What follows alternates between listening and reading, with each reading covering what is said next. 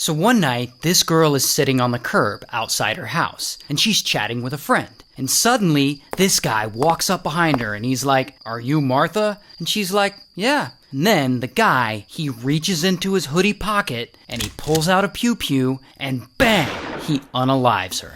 Now the killer, he gets away, but police, they investigate. And pretty quickly, they feel like they have a suspect. This guy, Juan. Because Juan's brother was involved in a separate murder case, and the girl, Martha, she testified at that trial. So police think Juan unalived her, and the SWAT team, they go to his house, and bam, they arrest him. And when police sit Juan down and tell him he's charged with murder, Juan's like, "What the fuck? That's impossible. I didn't murder anyone. I was at a Dodgers game that night." And police are like, "Psh, prove it." And so Juan, he shows them his ticket stubs from the game. But the thing about ticket stubs is, I guess, anyone can just buy tickets. It doesn't mean he went to the game. So police, they don't believe him. And they tell Juan that eyewitnesses had seen him shoot Martha that night. And that those witnesses identified him as the shooter through his mugshot. But of course, that's a lie. There were no witnesses who identified him through his mugshot. Police are just trying to trick him into confessing. But Juan, he doesn't confess. He sticks to his story. And police, they end up charging him with unaliving the girl, Martha, and they throw him in jail. And so he's there in jail waiting for his trial to start. Here's his mugshot.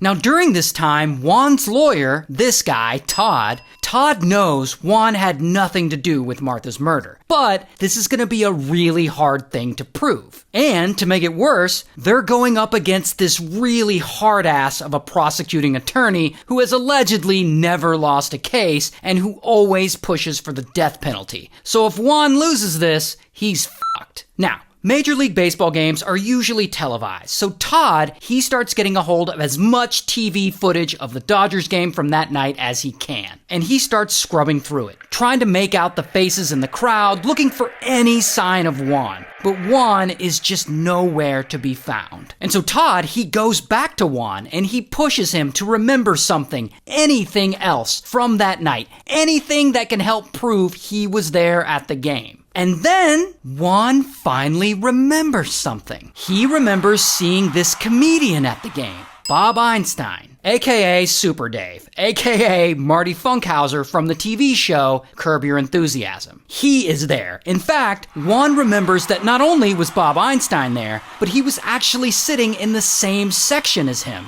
And Juan's pretty sure there were cameramen following him around. And so Todd is like, "Hey, that might be something." And so he goes and he calls around and he gets the contact info for the camera crew that was there filming Bob Einstein that day.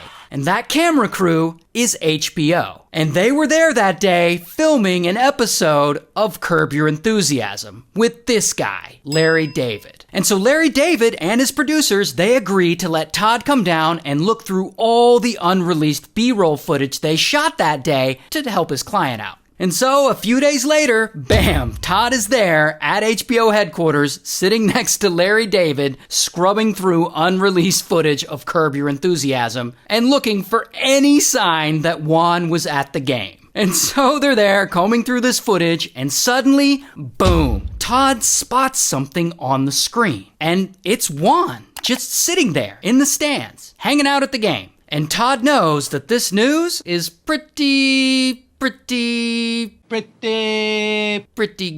And he immediately gets screen grabs of the footage and he sends it right to the DA's office. And there's some cell phone records that end up helping his case too. But after 5 months of being in jail for a crime he didn't commit, kapow! Juan is finally released from jail. And all the charges against him are ultimately dropped. Here he is with Todd holding screenshots from that footage. And the good news is the two guys who were ultimately responsible for unaliving Martha, well, they were eventually caught and they got life in prison. While Juan, he ends up filing a lawsuit against the city of Los Angeles for wrongful arrest and wrongful imprisonment. And ultimately, he's awarded a settlement of $320,000. So at the end of it all, I bet police were like,